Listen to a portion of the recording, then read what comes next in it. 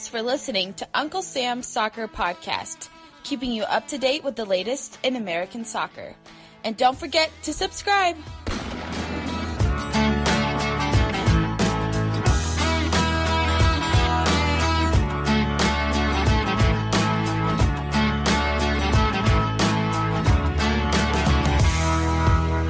Hello everyone, welcome to Uncle Sam's Soccer Podcast. My name is Steven Jodarin. Joining me today, as always, is Jake Watroba and Armand Kafai. And on today's episode, we overlook England. Just kidding. Now listeners, if you haven't done so already, hit that subscribe button on whichever podcast platform you are on. Leave us a 5-star review and follow us at Uncle Sam's Soccer Pod.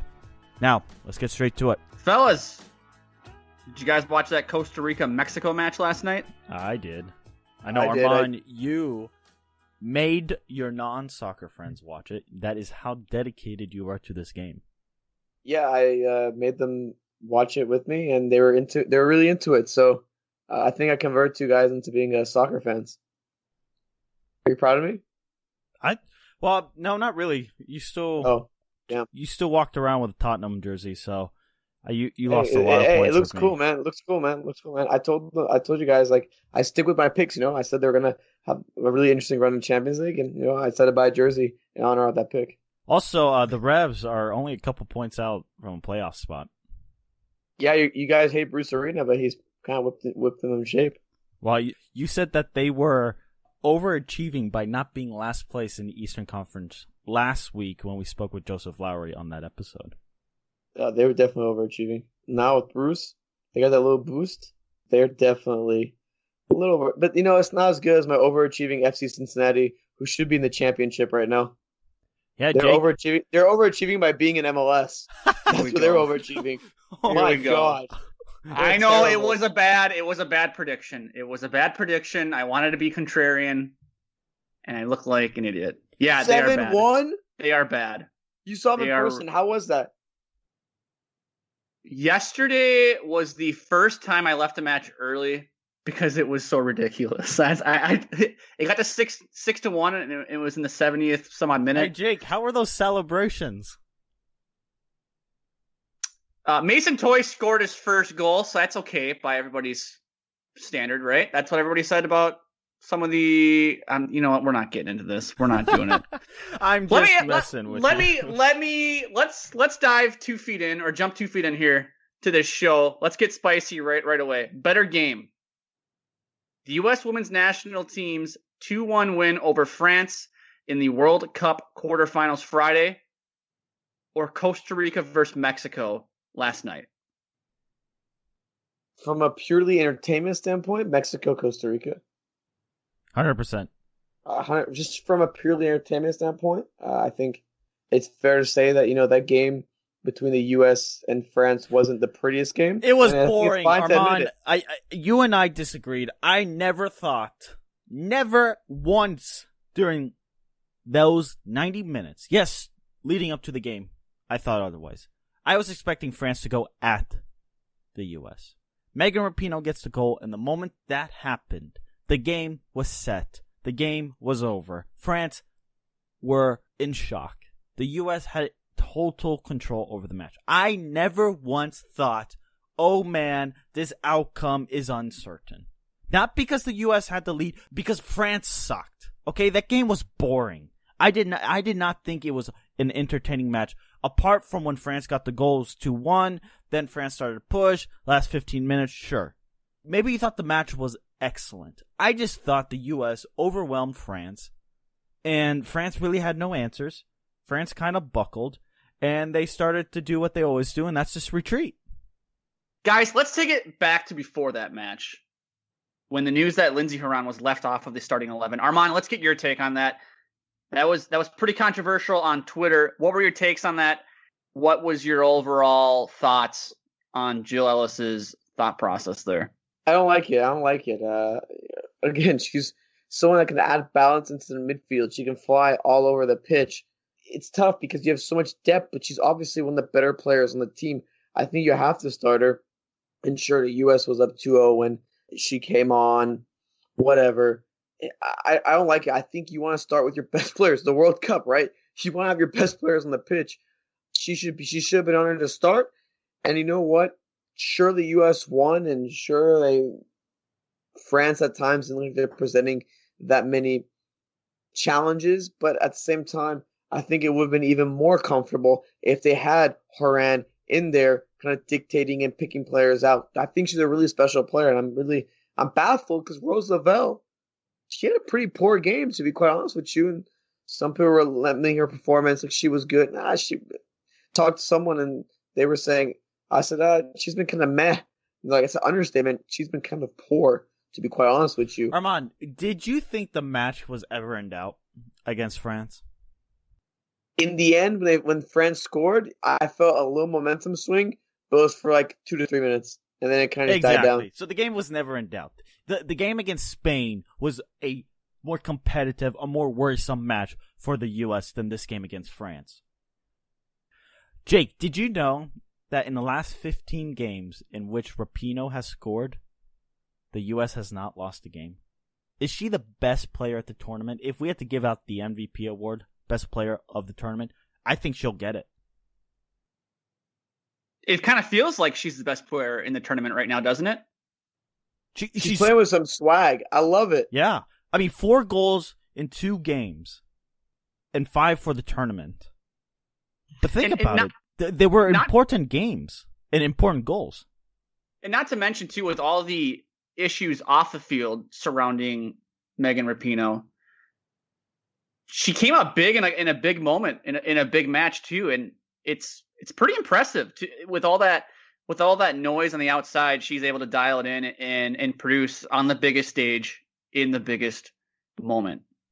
Yeah, I mean, look, you can disagree or agree with her off the field politics, but nonetheless, that's a huge distraction for her and the team. Has to be. And the fact that she's going out like and performing like that, I mean, you have to sit there and respect it. I mean, she is leading the charge for the U.S. And honestly, without her, who, apart from Rapinoe, if she were to, I don't know, get a red card and leave the match, who is that next person to take charge? I'm not sure, to be honest with you. Who's that emotional leader for the U.S.? And that's got to be a little bit of a worry that it's all Rapinoe. And the fact that, God forbid an injury, or God forbid that she gets in a bad tackle and has a red card. Who's that emotional leader? Because, guys, the U.S. has scored first in all of these matches. They have not trailed yet. And the goalkeeping, especially if England take a lead, who's going to go back there and command the defense and lead the goalkeeper, who, Alyssa Nair, who's been shaky at best. I mean, she wandered into no man's land multiple times against France. She was meh. She wasn't that good. That's the question mark, right? The goalie's always in the question mark.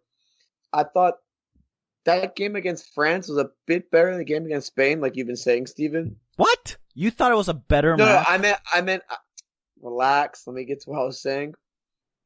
In terms of how the U.S. played. Oh, okay. Right? Okay. In terms of how the U.S. played, I think it was, because while it wasn't their best performance, it really shows how good the U.S. women's national team is. That they beat out arguably the second best team in the world, not playing their best football, and winning comfortably. Isn't that insane, guys? Well, Armand, I want to touch on this. The U.S. women's national team only maintained 40% possession against France. Now, obviously, possession isn't the determining factor in whether or not you win a game or how you perform. But did we see a shift in tactics at all on Friday? We did. We saw it was a bit of the U.S. starting to absorb pressure and frustrate France instead of having it being an open game. I kind of questioned it at first, but it kind of made sense a little bit later on. They said, all right, France, break us down. You're so good. You're this, you're that. Break us down. We're not going to give you these pockets to hit us on the counter with with our players out of position. We're going to be composed, cede possession, and say, hey, we're going to challenge you. You break us down. You come after us. You try to do this. And it worked. Putting the ball in France's court, they couldn't do it. They couldn't string together 3 or 4 passes together. It was insane. It was a very sloppy game, but I think, to the U.S.'s credit, they made that game sloppy And you know what? It worked. It worked to perfection. So it was in the benefit, you think, of the U.S. for a game to be somewhat broken, to not have a natural rhythm, which I think was a huge criticism from a spectator standpoint, that the game had no rhythm. But I think you have to credit the U.S. Bro, credit Jill Ellis. You know, we're gonna criticize her. We can credit her for doing that and switching to a 5-4-1 to frustrate. It did frustrate them, to be honest with you. I think outside of like a 3-minute span, like pushing France and making them try to do things, they couldn't do it. Armand, I want to read a quote from Dan Hayes of ESPNW.com. Dan writes, "To win one of the most anticipated games in its history, the United States women's national team ditched any artistry on a sweltering night in Paris. Megan Rapinoe scored 2 opportunistic goals, and the U.S. erected its barricade against a French team, willed on by tens of thousands of fans that tried to break through. The Americans entrusted their fate to a defensive effort led by the least known among the star-studded starting lineup. First with 4 defenders and then with 5 in front of the goalkeeper, the Americans withstood surge after surge in a 2-1 win." But was it really France dominating that defensive third of the U.S., creating opportunities, or was it more Listener caught in no man's land? And France, did they really have those shots on target that you thought, oh, they're really threatening, or they're knocking on the door? Not really. Think about it. The goal from France set piece was a set piece. But if my memory serves me right, Sam Ewis kept everyone on side on that free kick. If she wasn't backtracking, France would have been caught off sides, and we're talking probably about a 2-0 win over France. I thought, like I said, it was more nervy than I did anything else, and I think it was a good, hard-fought result. But I mean, hopefully there won't be a letdown against England, who's a pretty solid side as well. Well, Armand, it's funny you mentioned that, because I want to talk about if this game against England in the semifinals will be sort of a trap game. A lot of talk heading into the game against France was kind of, this is the final before the final. And I want to read a couple quotes from Jill Ellis on the win over France. "It was the most intense match I've ever been a part of." That's Jill Ellis via Sam Borden of ESPN.com. Now, keep in mind, Jill Ellis has already coached a World Cup winning team. So that just shows you the pedestal, if you will, that this game was placed upon. And I want to read another quote here via USA Today. This also from Jill Ellis. "It started in the huddle at the end. As much as we were celebrating this win, I reminded them, we're just getting warmed up. We're on a mission." Question of the day, listeners, at Unc Sam Soccer Pod. With the game against France being viewed as the final before the final, is there any reason for concern about the game Tuesday against England being a trap game? Armand, let's start with you. No. The U.S. women's national team, they don't really let anything go against like their focus. Like I said, I think they're very tough-minded women, and I think they don't let anything get in the way. I think they're focused on a task at hand. It won't be a trap game or anything, but I wouldn't be surprised if you saw at the beginning of the game a little bit of like a little bit of a hangover. A little, like maybe the first 10 minutes or something along those lines. But outside of that, I think they'll be fine. I wouldn't expect a little bit of a letdown. That's the right word. I'm not sure that it's a trap game because it is still a semifinal, but I do think there could be an emotional letdown. Think about it. England, they're on the upswing of emotions coming off their quarterfinal match and their win. The U.S., now they're coming down from it because the hype of England versus the U.S. is not as big as France-U.S. So, Armand, I do think you're correct in saying that you might have 10 minutes, but this is more of a mental thing than anything.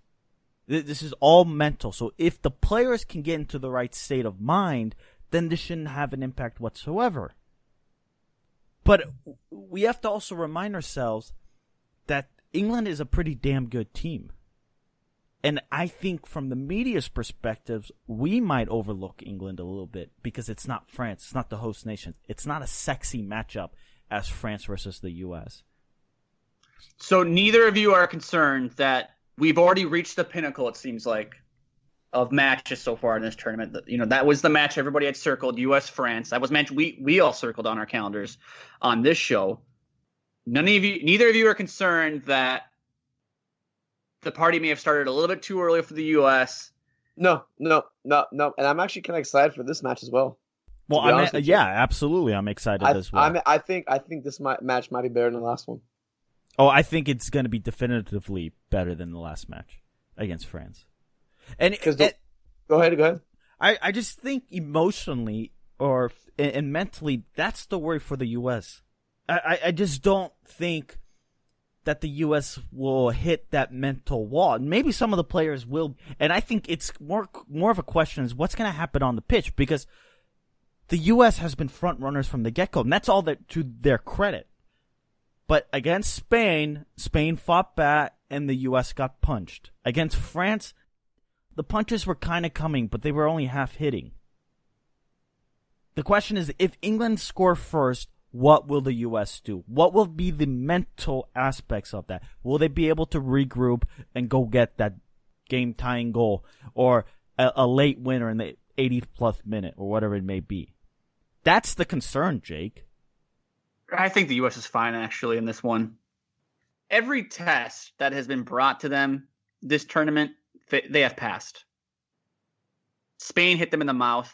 We sat here during the group and said, how is this team going to react when they get punched in the mouth? Spain punched them in the mouth. Spain gave them a good match. And a fluky, questionable penalty. Maybe that was a lucky one for the U.S., but they still grinded out the result. Okay, good, great. Well, let's go play a tougher France team. Well, they play France. They draw first blood 5 minutes into the match, and they had France reeling. France didn't know how to react to that. I think France was shook after that 100%. First goal by Rapinoe. And then Rapinoe gets that second goal in the 65th minute, and it's kind of good night, France. I think everybody knew then that the match was over. I think. Oh, I did. I actually, because I turned it off at work. I thought, well, there's no reason to watch this anymore. Like they're not going to blow a 2-0 lead at this point. So yeah. I have no reason to believe that they'll fall on their face against England this Tuesday in Lyon. Here's Phil Neville and his thoughts on the U.S. They're the best team in the world, without a shadow of a doubt. Their record is phenomenal. The coach's record is phenomenal, Jill. But I'm not worried about anything. I never do. Never worry about the opposition. We concentrate a lot on what we can do, how we're gonna try and win a game, and our strengths and our values and the style of play that we want to play is the most important thing. We want to play a certain style. Not tomorrow night, the night after. And that is our aim, to go out there and play a World Cup semi-final with the freedom, the expression that we've played the last 5 games. Guys, according to 538, the U.S. have a 67% chance of making the final. And Phil Neville is very confident in his English team, and he should be. They are fantastic. And they're going to be a tough out for the U.S. But I do wonder, guys, this emotional high coming off of France, do the English feel snubbed? And do they have almost something to live up to? And it's like, don't doubt us. We got here to our credit. Do you think there's an overlooking by the U.S. media, by the fans regarding this English team? And could that come back and kind of haunt some of the Americans? And I know this got nothing to do with the players. But I do think, just like we did with Spain, that we just kind of overlooked things. I guess you gotta hope they don't overlook things. As a media perspective, I do feel like it's being a little bit overlooked. There's not as much hype around this game. Isn't that kind of weird? Do you feel the same way, guys? There's not that much hype around this England-USA game? And that's the problem. That is the worry that kind of seeps through the players. Because when the U.S. get punched, it's like, oh my God, mass panic. And it's like, wait a minute, guys. If you have done your research, if you have paid attention, this English team is very good. This is expected. This is going to be a dogfight of a match. Why? Because this is 2 of the best teams in the world going at it. And that's kind of what you want to hope for, is a match where both sides take swings and may the best win. But when it's such a dominant performance, kind of takes the fun out of the match. Jake, was the 7-1 beating of FC Cincinnati fun? After the fourth goal, it wasn't fun anymore. I mean, once you know the game's in hand, like scoring's fun. We all like goals. Who doesn't like goals, you know? But when you're up 4-0, it's kind of, well, hey, this game's in the bag. We got this one. You see a fifth goal. You see a sixth goal. I left after the sixth goal, so I didn't see the seventh goal.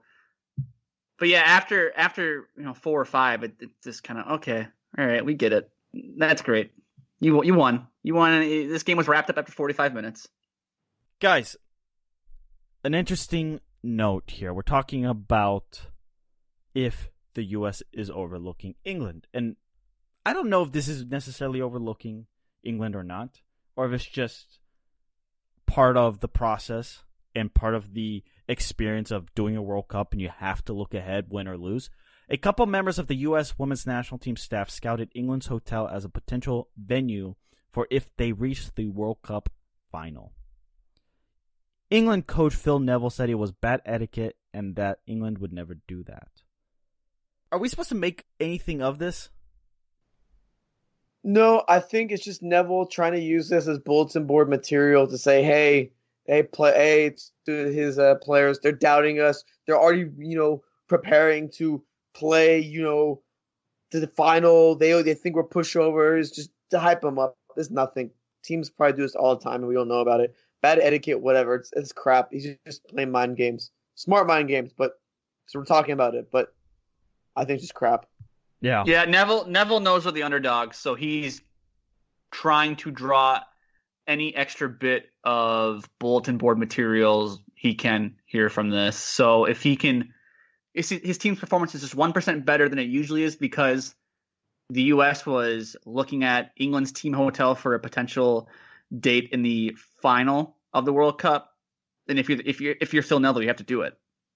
That's all it is. Yeah. Guys, USA versus France averaged 6,335,000 viewers on Fox and Fox streaming sources, according to Nielsen Fast National Numbers. With 6.1 million viewers on the Fox network alone, the U.S. women's national team match is the most watched FIFA Women's World Cup quarterfinal on record in the U.S. Are we expecting even a larger number against England? No, I don't think so. I think it's underhyped. I think it might be less. Honestly, that's kind of weird. It's weird because you usually expect an upward trend, but that combined with the fact that it's on a Tuesday at 2 3 p.m. Eastern in Lyon. 2 p.m. Yeah, 2 p.m. Yeah, I think it might be a little bit less because it's underhyped. Yeah, I agree. I don't think it'll be much less though, but I think it'll be less. It's a lot easier for people to get work off on a Friday than it is to get work off on a Tuesday. However, though, you could say it would be. You know what? I'm gonna take it back. I think it might be more. Now that I'm thinking about it, 2 days before the 4th of July, people have work off this week because of the 4th. I actually think it's gonna be. Too bad the game's not Wednesday. Too bad. I actually think it's gonna be about the same. Actually. In addition, the match averaged 211,000 viewers online, making it the most streamed Women's World Cup game ever. Yeah, streaming. That's where I think sports viewing is going to go into streaming. So those are good numbers. And for context, 2015 quarterfinal over Chile, which was aired prime time, which is significant because prime time is always the highest viewing, averaged 5.74 million viewers. So some fun stuff there. And Jake, give me the fun facts. Steven, fun fact of the day here, or fun facts of the day, I should say, from @OptaJoe on Twitter. We'll start with the first one here. The host nation has been eliminated at the quarterfinal stage in each of the last 4 Women's World Cup tournaments. China in 2007, Germany in 2011, Canada in 2015, and France in 2019. All of them have fallen at this stage of the World Cup. The USA has now won their last 10 matches at the Women's World Cup, equaling the longest run of wins in the tournament's history, set by Norway between 1995 in 1999. And finally, Megan Rapinoe is the first player to score 2 or more goals in back-to-back Women's World Cup appearances since Marta in 2007. So there are the fun facts for you. Listeners, the match against England should be a fun one. Jill Ellis just also celebrated her 100th win with the U.S., so she'll be going for 101. It'll be a fun match. Catch it Tuesday, 3 p.m. Eastern Time on Fox against the English neighbors across the pond. Also, we'll have a shortened week this week. A couple of less episodes compared to last week. But we did want to say thank you. You guys made June a wonderful month for us. We had a lot of fun covering all the U.S. men's and women's national team stuff. We'll continue it to the end of the World Cup and Gold Cup. But seriously, thank you from the bottoms of our heart. We had record numbers. So continue to hit that subscribe button, share, rate. Follow us at Uncle Sam Soccer Pod. Send in your thoughts at Jake Retroba, at Ramaka Fi, at Steven Jodderand. And until next time.